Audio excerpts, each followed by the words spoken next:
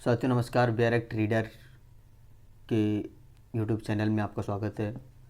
जैसा कि बैरेक्ट रीडर ने अपने इंस्टाग्राम पेज पे एक प्रॉमिस किया था कि AIBE का जो कोर्स होगा वो फ्री बैरेक्ट रीडर के प्लेटफॉर्म पे चलाया जाएगा, क्योंकि मैंने देखा था कई लोगों के कोर्स के जो प्राइजेज़ थे वो काफ़ी ज़्यादा थे। किसी ने 1,000 रखा था, 2,000, 3,000। जब AIBE एक ओपन बैरेक्ट एग्ज़ाम है तो इसमें कोई बहुत ज़्यादा डिफ़िकल्ट टास्क नहीं है। हम बैरेक्ट रीडर में आपको ये बताएंगे कि कैसे AIB के एग्ज़ाम में आप मैक्सिमम स्कोर ऑब्टेन कर सकते हैं बैरेक्ट के यूज़ से। एग्ज़ाम में हमारे पास बैरेक्ट होंगे, हमें बैरेक्ट का यूज करके आंसर निकालना होगा। हाँ, इसके लिए ये ज़रूरी है कि आपको बैरेक्ट के अंदर जो कंटेंट है वो पता होने चाहिए। तो इसी बैरेक्ट रीडर के AIBE के सीरीज़ में आज हम कॉन्स्टिट्यूशनल लॉ यानी कॉन्स्टिट्यूशन के जो भी कंटेंट हैं उनसे आपको रूबरू करवाएंगे। AIB का ये सीरीज आज से शुरू हो रहा है। हम चाहेंगे कि आप इस वीडियो को ज़्यादा से ज़्यादा शेयर करें। थोड़ी सी सब्सक्राइब वाला सीन आप लोग देख लीजिएगा। अपने सभी साथियों को जो भी AIB की तैयारी कर रहे हों उनसे हमारे साथ जुड़ने के लिए कहिए। हमारा इंस्टाग्राम पेज भी है, हमारा टेलीग्राम ग्रुप भी है, उसे ज्वाइन करें, अपडेट रहें आप लोग। और बैरेक्ट रीडर में आपको बताया जाएगा कि कैसे AIB के एग्ज़ाम को क्रैक करना है। आज हम लेके आए हैं कॉन्स्टिट्यूशनल लॉ को। या हम बताएंगे कि आपको कैसे कॉन्स्टिट्यूशन के अंदर जो भी कंटेंट हैं उनको पढ़ना है, उनको याद रखना है और बैरेक्ट का यूज़ करके कैसे आंसर को निकालना है। पहली सीरीज़ है AIB की बैरेक्ट रीडर के प्लेटफॉर्म पे ये चलाया जा रहा है। तो कॉन्स्टिट्यूशन को पढ़ने में जब हम फाउंडेशन बैच स्टार्ट करेंगे केवल कॉन्स्टिट्यूशनल लॉ के लिए, तो वो अलग होगा। वो AIB के लिए नहीं बल्कि अलग एग्ज़ाम्स के लिए होंगे, हमारे एकेडमी के लिए होंगे, सारे एग्ज़ाम्स के लिए होंगे जो कॉन्स्टिट्यूशनल लॉ के लिए, जहाँ कॉन्स्टिट्यूशन पूछे जाते हैं। तो अभी फ़िलहाल हम शुरुआत जो करेंगे कॉन्स्टिट्यूशन का, वो कॉन्स्टिट्यूशनल लॉ के बेसिक जो चीज़ें हैं जहाँ से क्वेश्चन एग्ज़ाम में पूछे जाते हैं उस चीज़ को शुरुआत करेंगे। क्योंकि पढ़ाने के लिए तो बहुत कुछ है। अगर हम पढ़ाना चाहें तो जो कॉन्स्टिट्यूशनल हिस्ट्री होता है उसमें ही 7-8 दिन लग जाएंगे। लेकिन ये AIB का एग्ज़ाम है, यहाँ पे क्विक रिवीजन है, तो हम कॉन्स्टिट्यूशनल हिस्ट्री को इतना डीप में नहीं ले जाएंगे। हम 1600 से नहीं स्टार्ट करेंगे जब ब्रिटिश भारत आए। हम शुरुआत करेंगे माउंटबेटन प्लान से, क्योंकि हमारे AIB में यहीं से इम्पॉर्टेंट है, क्वेश्चन यहीं से आने हैं, तो इसीलिए हम माउंटबेटन प्लान से स्टार्ट करेंगे। तो थोड़ा सा हिस्ट्री को जानेंगे, ड्राफ्टिंग कमेटी को समझेंगे और कॉन्स्टिट्यूएंट असेंबली के बारे में थोड़ा सा समझेंगे, प्रिंसली स्टेट का क्या रोल रहा है वो समझेंगे, ड्राफ्टिंग कमेटी का क्या रहा है, सोर्स क्या है इंडियन कॉन्स्टिट्यूशन का। ये सब चीज़ें जानने के बाद हम लोग प्रियम्बल पे आएंगे और फिर सारा कुछ जो भी बैरेक्ट का कंटेंट है जो हमारे एग्ज़ाम के लिए इम्पोर्टेंट है वो देखेंगे। फ़िलहाल मैं जब भी बैरेक्ट को पढ़ाता हूँ, कॉन्स्टिट्यूशन को पढ़ाता हूँ, तो मैं सबसे पहले जो स्टार्ट करता हूँ वो आर्टिकल 393 से स्टार्ट करता हूँ। उसके पीछे की वजह यह है कि हमें ये पता लगे कि जो हम पढ़ रहे हैं वो लिखा कहाँ है, उसका नाम कहाँ लिखा हुआ है। हम जब भी कोई बैरक पढ़ते हैं, किसी बीएनएस पढ़ लिया, बीएनएसएस पढ़ लिया, तो हमें सबसे पहले शॉर्ट टाइटल दिखता है कि दिस एक्ट में be called this this this. तो ऐसे ही ये जो कॉन्स्टिट्यूशनल लॉ है, ये जो हमारे पास ये बेयर एक्ट है, ये कॉन्स्टिट्यूशन ऑफ इंडिया है, ये कहाँ पे लिखा हुआ है, इसको जानने के लिए सबसे पहले हम जो आर्टिकल पढ़ेंगे वो आर्टिकल है 393। तो 393 में जो शॉर्ट टाइटल है उसकी लैंग्वेज ये है, दिस कॉन्स्टिट्यूशन में be called the constitution of India. मतलब कि आपको ये बेयर एक्ट जो हमारे हाथ में है उसका नाम कहाँ पे लिखा हुआ है कॉन्स्टिट्यूशन ऑफ इंडिया, वो 393 में मिल जाएगा। शायद ये इतना इम्पोर्टेंट ना हो, लेकिन अपने नॉलेज के लिए ये जानना ज़रूरी है। फिर इसके बाद जब हम 393 में पहुँच ही गए हैं तो वहाँ एक और अनुच्छेद है 394। ये देख लेते हैं, क्योंकि कई बार पूछा जाता है कि आंशिक रूप से कितने अनुच्छेद लागू हुए थे 26 नवंबर 1949 को।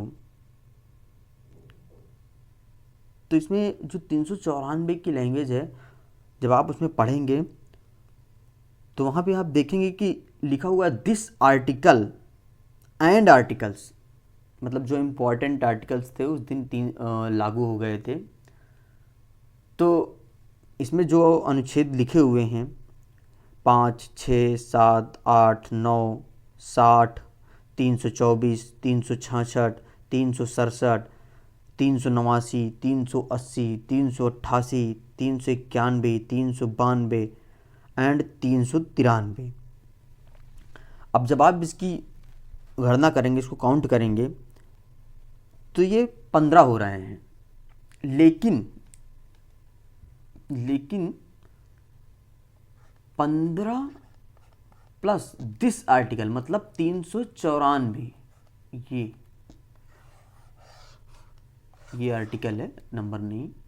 तो मतलब 15 और 1 बराबर 16। तो जो आंशिक रूप से संविधान लागू हुआ उसमें 16 अनुच्छेद लागू हुए। बस यहाँ से 2 ही क्वेश्चंस जो होते हैं वो बताने के लिए था। अब इसके बाद हम लोग देखेंगे संविधान के और किसी पार्ट को। संविधान के अब दूसरे सिरे पे चलते हैं।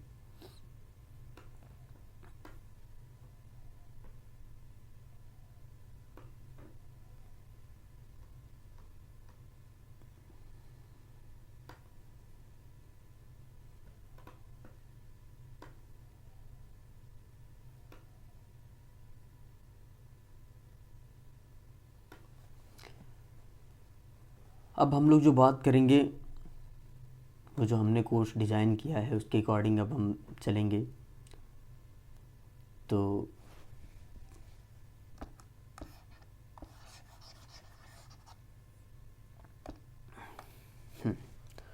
सबसे पहले हम देखेंगे कि ये जो कॉन्स्टिट्यूशन ऑफ इंडिया है इसमें अनुच्छेद कितने हैं,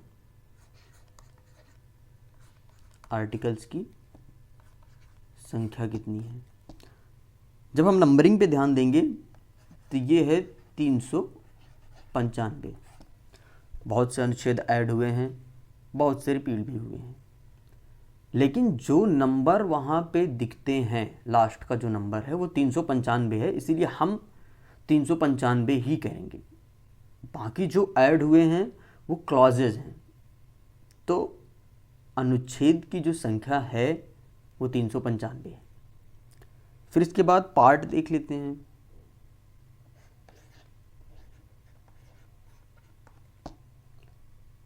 पार्ट भी ऐसे 22 हैं, हालांकि अब कुछ ऐड हुए हैं तो ए बी करके, तो वो काउंटिंग के 25 हो जा रही है, लेकिन जो सही आंसर है वो 22 ही है, क्योंकि ए बी ऐड होना वो उसका सब क्लॉज होता है, क्लॉज होता है, सब क्लॉज होता है, लेकिन जो ओरिजिनल में है वो 22 है। फिर इसके बाद शेड्यूल देख लेते हैं।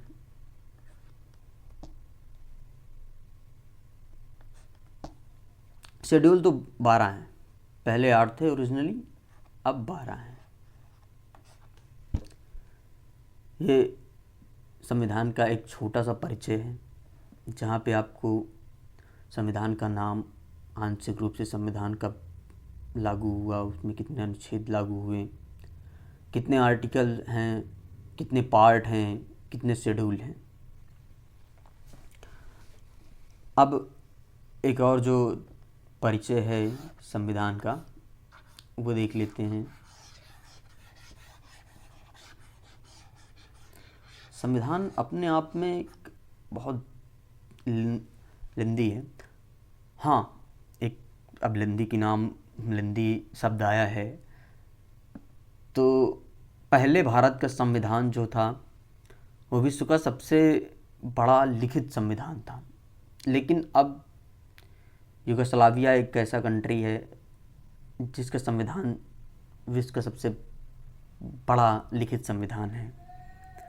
तो ये क्वेश्चन थोड़ा सा याद रखने वाली बात है, पहले भारत था, अब यूगोस्लाविया है। फिर एक जो हिस्ट्री का ओवरव्यू होता है, अगर मैं पढ़ाना चाहूँ तो फिर ईस्ट इंडिया कंपनी जब 1600 में ब्रिटेन में भारत के यहाँ पर व्यापार करने के लिए ब्रिटेन की संसद से अनुमति लेती है, तो वहाँ से पढ़ाऊँ तो बहुत ज़्यादा टाइम लग जाएगा आपको ये सब बताने में। लेकिन ये हमारे एआईबी के एग्ज़ाम के पर्सपेक्टिव से इतना इम्पॉर्टेंट नहीं है। जो इम्पॉर्टेंट है वो है माउंटबेटन प्लान से। माउंटबेटन प्लान आया था 1947 में। कई प्लान्स को भारत ने जब मना कर दिया तो अंत में माउंटबेटन प्लान आता है। ये हिस्ट्री की बात है, जब हम फाउंडेशन करेंगे किसी जुडिशरी बैच या किसी कॉन्स्टिट्यूशन ऑफ इंडिया के फाउंडेशन बैच में, तब हम डीप से देखेंगे। फ़िलहाल माउंटबेटन प्लान देखते हैं 1947 का। 1947 के माउंटबेटन प्लान में मैं 1947 इसलिए कहता हूँ कि ये जो पब्लिश हुआ था 3 जुलाई 1947 को हुआ था, और इसमें कॉन्स्टिट्यूंट असेंबली की स्ट्रेंथ बताई गई थी कि कितने हम मेंबर्स होंगे कॉन्स्टिट्यूंट असेंबली में। तो 389 डिसाइड हुआ था। फिर एक बात यह है कि क्यों 389, ये हमारे जनसंख्या पे निर्भर था, इसीलिए 389 है। इसका जो एक कैटेगरी है वो देख लेते हैं।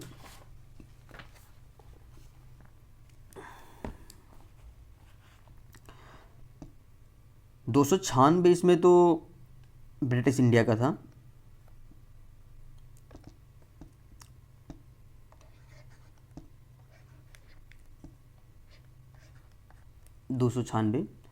British India. जब हम बात करते हैं ब्रिटिश इंडिया की,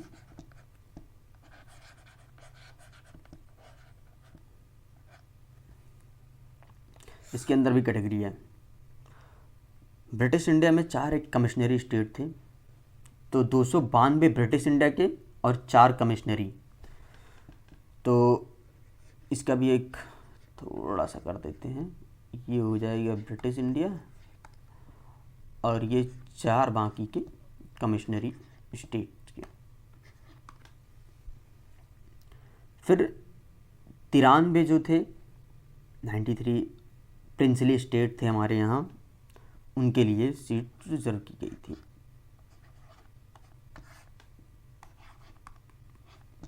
प्रिंसली स्टेट इलेक्शंस हुए, कांग्रेस ने 208 सीट जीती, मुस्लिम लीग ने 73 और कुछ इंडिपेंडेंट स्मॉल ग्रुप्स थे वो 15 सीटें जीते। ये लिखने की ज़रूरत नहीं है, शायद बता देता हूँ ऐसे ही। अब यही जो कॉन्स्टिट्यूंट असेंबली थी ये हमारे संविधान को लिखने वाली थी। और ये जो विचार था कि एक कॉन्स्टिट्यूंट असेंबली हो, वो हमारे संविधान को लिखे, ये विचार था एम.एन. रॉय जी का। इस पे भी हम आएंगे। ये बहुत शायद क्वेश्चन AIB में नहीं पूछा जाता है, लेकिन आप लोग याद कर लीजिएगा। अब कॉन्स्टिट्यूशन असेंबली बन के तैयार हो गई थी। 9 दिसंबर 1946, ये डेट इम्पॉर्टेंट है, थोड़ी सी याद कर लीजिएगा। 9 दिसंबर 1946, ये डेट इसलिए इम्पॉर्टेंट है कि इस दिन फर्स्ट मीटिंग जो थी संविधान सभा की, पहली बैठक जो है इस दिन आहूत हुई थी, फर्स्ट मीटिंग हुई थी।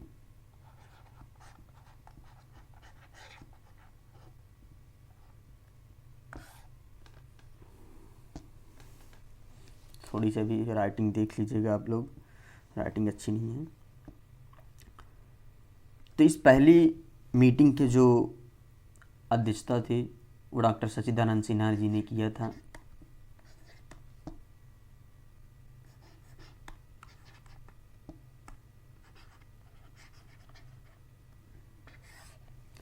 वरिष्ठ थे ये सबसे संविधान सभा में, इसीलिए इनको चेयरपर्सन उस दिन नियुक्त किया गया था। इस पहली बैठक में 211 मेंबर आए थे। इसके पीछे का रीज़न बता दूं कि 389 में से 211 क्यों आए थे।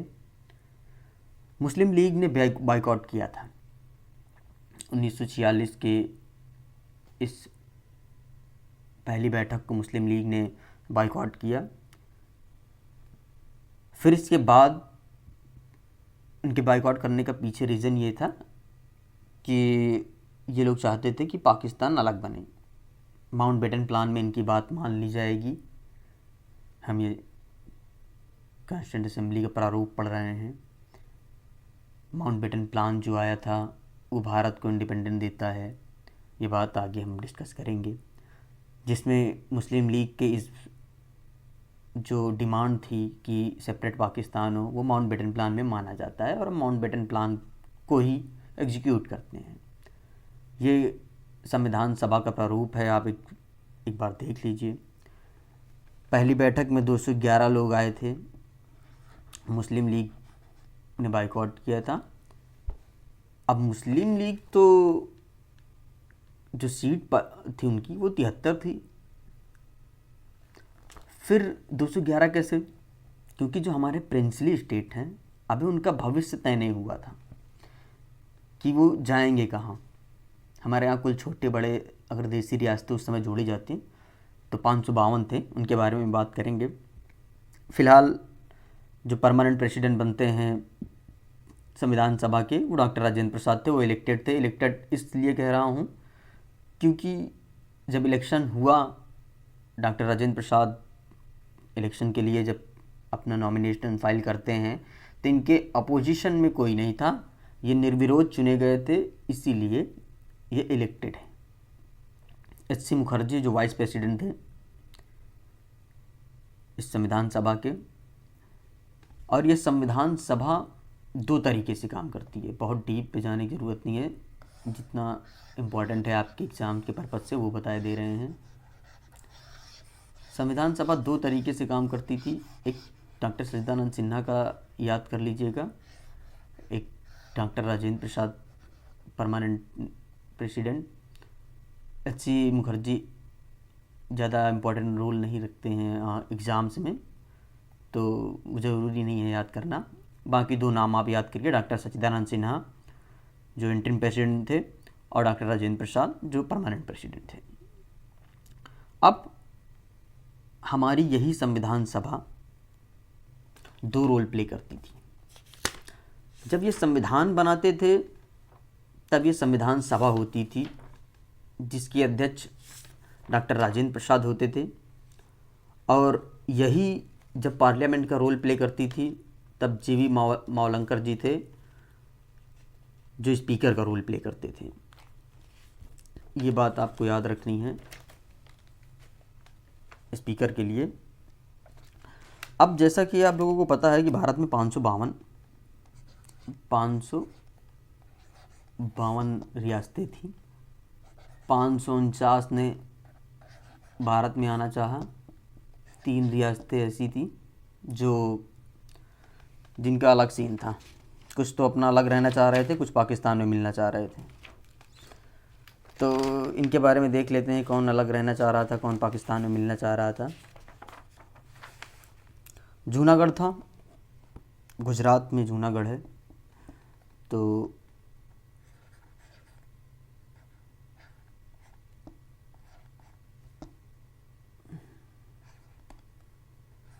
जूनागढ़ का ये सीन था कि जूनागढ़ पाकिस्तान में ज्वाइन करना चाहता था, लेकिन वहाँ की जनता जो थी वो भारत में आना चाहती थी। तो वहाँ प्लेबिसाइड हुआ, मतलब जनमत संग्रह हुआ, जिससे जूनागढ़ को भारत में शामिल कर लिया गया। फिर इसके बाद इन 3 में से ये पहला था। अब ये दूसरा जो है वो हम हैदराबाद को देख लेते हैं। हैदराबाद के निज़ाम जो थे उनका नाम था, जो वहाँ के नवाब थे उनका नाम याद नहीं आ रहा है।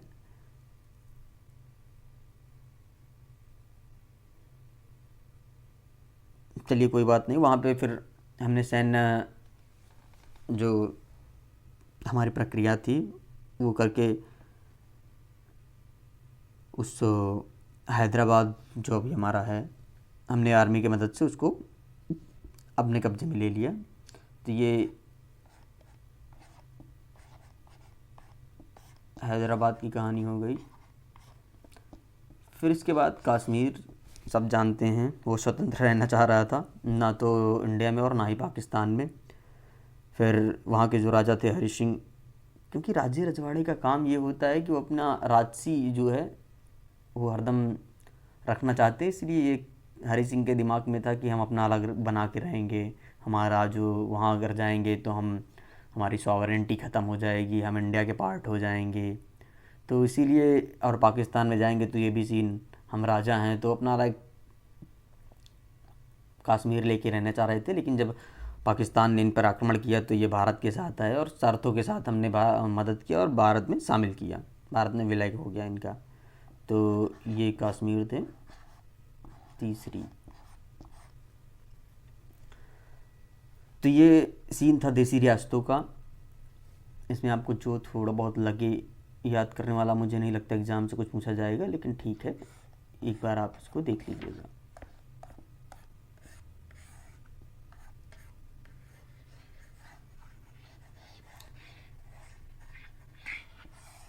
अब 15 अगस्त 1947 ये हमारे आज़ाद होने की तारीख है। इसमें एक बात ये आती है कि हम दोनों देश थे, पाकिस्तान, हम एक ही देश हैं और एक ही देश के 2 टुकड़े हुए, एक पाकिस्तान बना, एक इंडिया। तो पाकिस्तान को 14 अगस्त को आज़ादी दे दी गई और हमें 15 अगस्त को दी गई। तो ये थोड़ा सा कन्फ्यूजिंग है, क्योंकि ये कन्फ्यूजिंग इसलिए है कि जब आज़ादी दी गई उस समय लैंगिट्यूड का डिफरेंस था। अक्षांशी जो होता है, अक्षांशी देशांतरी, उसमें जो लैंगिट्यूड का डिफरेंस था, लैंगिट्यूड का जो डिफरेंस था, तो उस लैंगिट्यूड के डिफरेंस की वजह से जो भारत में था वो 15 अगस्त हो गए थे। और जो पाकिस्तान था, इंडिया में क्या हुआ कि ये 15 अगस्त हो गया और पाकिस्तान अभी भी लेट था, उसके यहाँ 14 अगस्त था। 14 अगस्त को 11:30 PM था।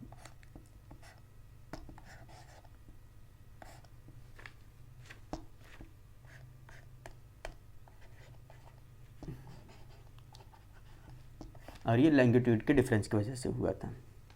तो ये डेट एक बार थोड़ा सा देख लीजिएगा कि हम आज़ादी आगे पीछे नहीं बल्कि एक ही समय पे पाए थे, और वो लैंगिट्यूड डिफरेंस की वजह से पाकिस्तान 14 अगस्त को मनाता है और हम 15 अगस्त को। पाकिस्तान को ज़्यादा खुश होने की ज़रूरत नहीं है। अब इसके बाद हम बात करेंगे, हमने टाइमिंग देख लिया, स्ट्रेंथ देख लिया कॉन्स्टिट्यूएंट असेंबली की, प्रिंसली स्टेट का भी देख लिया, जो रोल थे, 2 रोल थे कॉन्स्टिट्यूएंट असेंबली के वो देख लिए। अब हम बात करेंगे ड्राफ्टिंग कमेटी की।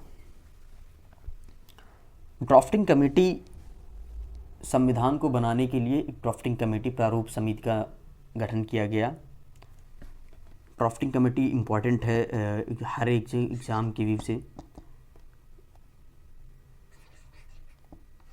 प्रारूप समिति, पांडुलेखन समिति, इसके कई नाम हैं ड्राफ्टिंग कमेटी के। तो ड्राफ्टिंग कमेटी 29 अगस्त 1947 को ड्राफ्टिंग कमेटी, जो प्रारूप समिति है, उसका गठन होता है। इसमें टोटल 7 मेंबर थे। इसके जो अध्यक्ष थे, जो चेयरमैन थे, वो डॉक्टर B.R. अम्बेडकर थे।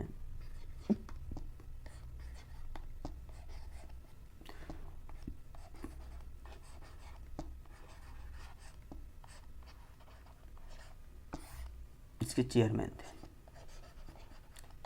इस कमेटी के चेयरमैन जो थे डॉक्टर B.R. अम्बेडकर थे। इसमें एक मुस्लिम मेंबर भी थे जिनका नाम है मोहम्मद सादुल्ला। 7 मेंबर थे। एक बार मेंबर्स के नाम बता देता हूँ, फिलहाल AIB के लिए इम्पोर्टेंट नहीं है। जो इम्पोर्टेंट था वो था कि चेयरपर्सन कौन है, डॉक्टर B.R. अम्बेडकर। 29 अगस्त 1947 को प्रारूप समिति गठित हुई, 7 मेंबर हैं। एक क्वेश्चन और आ सकता है, पहले मेंबर्स को देख लेते हैं, 7 मेंबर्स के नाम देख लेते हैं। Doctor Bhimrao Ambedkar chairperson, doctor Gopal Swami Ayyangar, फिर कृष्णा स्वामी अय्यर, कन्हैयालाल माणिकराम मुंशी, सैयद मोहम्मद सादुल्ला, N. माधवराव और T.T. कृष्णमाचारी। अब जो ये 2 नाम लास्ट के हैं, T.T. कृष्णमाचारी और N. माधवराव, जब संविधान सभा का प्रारूप समिति 29 अगस्त 1947 को गठित होता है, तो ये 2 मेंबर N. माधवराव और T.T. कृष्णमाचारी नहीं थे, बल्कि ये दोनों लोग ओरिजिनल मेंबर नहीं थे।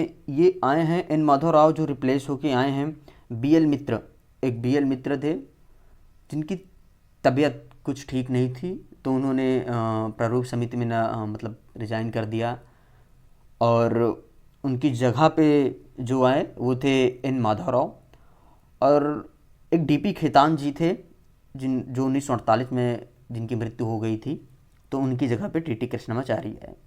तो ये 2 नाम आपको याद रखना है। एक D.P. खेतान जी के निधन से, D.P. खेतान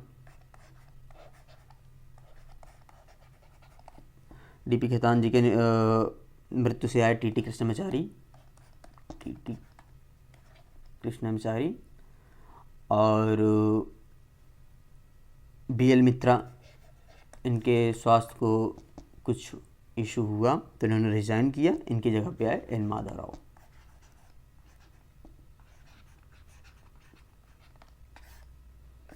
आप लोग देख लीजिएगा राइटिंग अपने हिसाब से।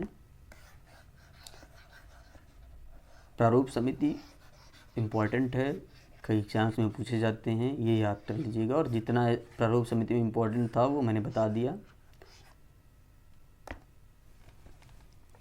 अब प्रारूप समिति के बाद जो हम बात करेंगे वो होगा source of Indian constitution.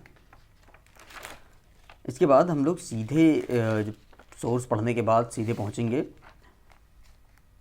Silent feature मुझे नहीं लगता कि इम्पोर्टेंट है AIB के पास एग्ज़ाम के पॉइंट ऑफ व्यू से, साइलेंट फीचर को स्किप करके फिर प्रियम्बल में जाएंगे।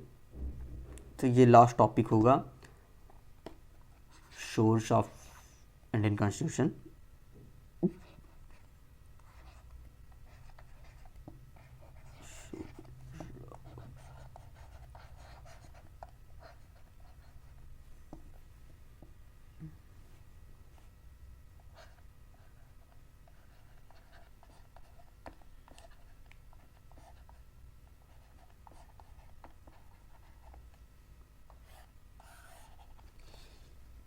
सोर्स ऑफ इंडियन कॉन्स्टिट्यूशन में बहुत सी चीज़ें तो गवर्नमेंट ऑफ इंडिया एक्ट के लिए ली गई थी, क्योंकि जब हम गवर्नमेंट ऑफ इंडिया एक्ट 1935 देखेंगे तो ये संविधान से, अपने जो ओरिजिनल संविधान से ये बहुत कुछ मिलता जुलता आपको मिलेगा।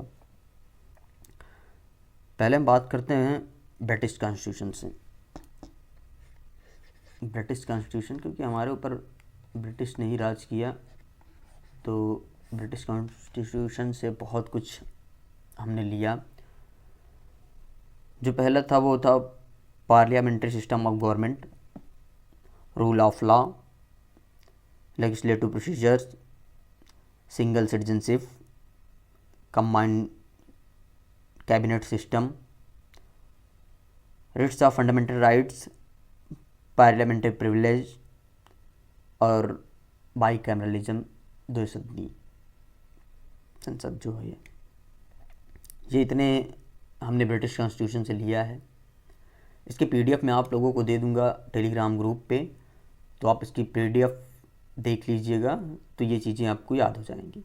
जो याद करने का है वो फंडामेंटल राइट्स है और पार्लियामेंट्री सिस्टम ऑफ गवर्नमेंट है और रूल ऑफ लॉ है और सिंगल सिटीजनशिप है। इतना कुछ पूछा जाता है ब्रिटिश कॉन्स्टिट्यूशन से। फिर ब्रिटिश के बाद हम आते हैं यूएस के कॉन्स्टिट्यूशन से। यूएस कॉन्स्टिट्यूशन से हमने जो लिया वो फंडामेंटल राइट्स था। हमने वहाँ से रिट लिया है, ब्रिटिश से हमने रिट लिया है, और यूएस कॉन्स्टिट्यूशन से हमने फंडामेंटल राइट्स लिया है। Judiciary, independent judiciary, judicial review, impeachment of president, removal of supreme court जजेस, ऑफिस ऑफ वाइस प्रेसिडेंट। तो इसमें इंपॉर्टेंट हो जाता है fundamental rights, independence of judiciary, judicial review बहुत इंपॉर्टेंट है, ऑफिस ऑफ वाइस प्रेसिडेंट लगभग सभी इंपॉर्टेंट हैं।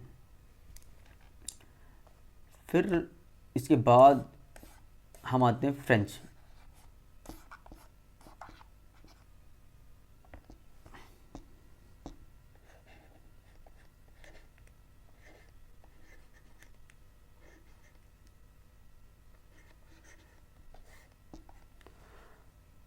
फ्रेंच कॉन्स्टिट्यूशन में लिया Republic, the idea of liberty, fraternity, equality बहुत इंपॉर्टेंट नहीं है, रिपब्लिक याद कर लेना एक ही चीज़।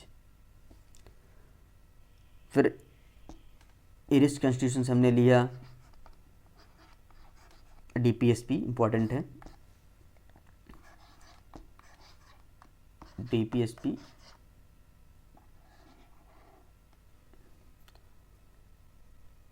Nomination of member of Rajya Sabha, manner of president elections. तो इसमें केवल एक ही चीज़ याद करिए, डीपीएसपी। अगर याद करना है तो मैनर ऑफ प्रेसिडेंट भी याद कर सकते हैं इलेक्शंस का उनके, बाकी जो इम्पोर्टेंट है वो डीपीएसपी है। फिर हम पहुंचते हैं रशियन के कॉन्स्टिट्यूशन में। हमने बहुत कुछ रशिया से भी लिया है।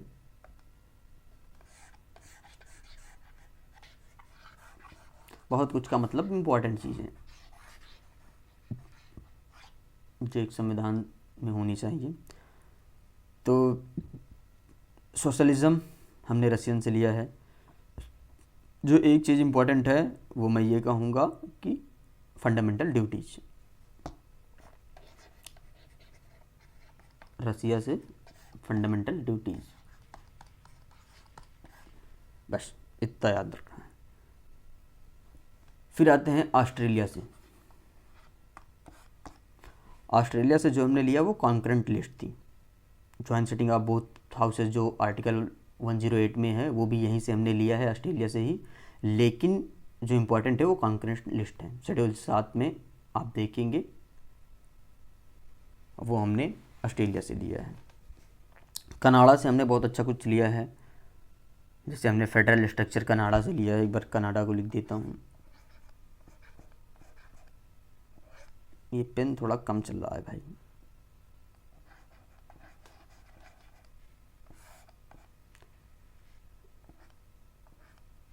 कनाडा से जो हमने लिया वो फेडरल स्ट्रक्चर था with strong centre tendency,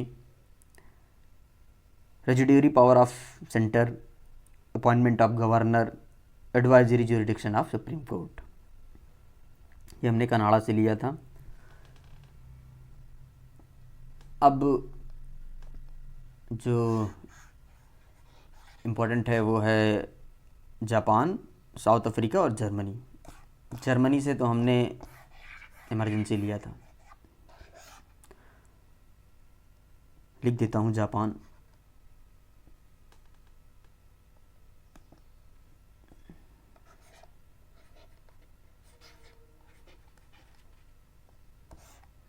Japan से हमने लिया था प्रोसीजर इस्टेब्लिश बाई लॉ, बस।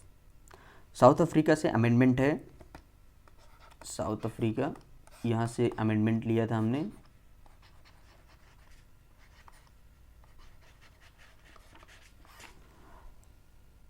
और इलेक्शन सिस्टम जो लिया गया था राज्यसभा का, वो साउथ अफ्रीका से लिया गया है। अब लास्ट है जर्मनी।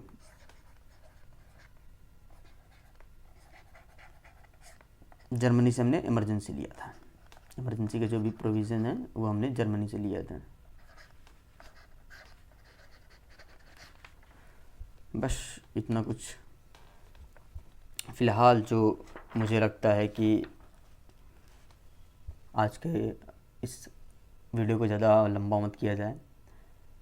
मैं पूरा कॉन्स्टिट्यूशन ऐसे ही अब कल, या हो सकेगा अगर आप लोगों का रिस्पांस अच्छा रहा तो आज रात तक जो वीडियो प्रियम्बल है स्टार्ट कर दूंगा। फिर हम बहुत ही जल्दी इस पूरे कॉन्स्टिट्यूशन ऑफ इंडिया को कवर कर लेंगे। जैसे ही हम एक बार प्रियम्बल में आ जाते हैं, प्रियम्बल हमने पढ़ा, फिर हम जैसे ही प्रियम्बल पढ़ने के बाद फिर आर्टिकल 1 से स्टार्ट करेंगे। बहुत आर्टिकल्स हैं जो हमारे किसी भी एग्ज़ाम्स के लिए इम्पोर्टेंट नहीं होते हैं, और जो हमारे एग्ज़ाम्स के लिए इम्पोर्टेंट हैं मैं उस पर डील करते हुए मैक्सिमम उसको 5 से 6 दिन में, हो सके तो क्लासेस लंबी करनी पड़ेगी तो कर लूँगा, 5 से 6 दिन में कॉन्स्टिट्यूशन ऑफ इंडिया को जो एआईबी के पर्सपेक्टिव से इम्पोर्टेंट है उसको हम आपको पढ़ा देंगे। तो लास्ट में मैं आपसे इतना कहूँगा कि अगर आपको वीडियो अच्छी लगे तो अपने फ्रेंड्स को जोड़ें, चैनल को थोड़ा सब्सक्राइब कर लें, तो इससे मुझे बहुत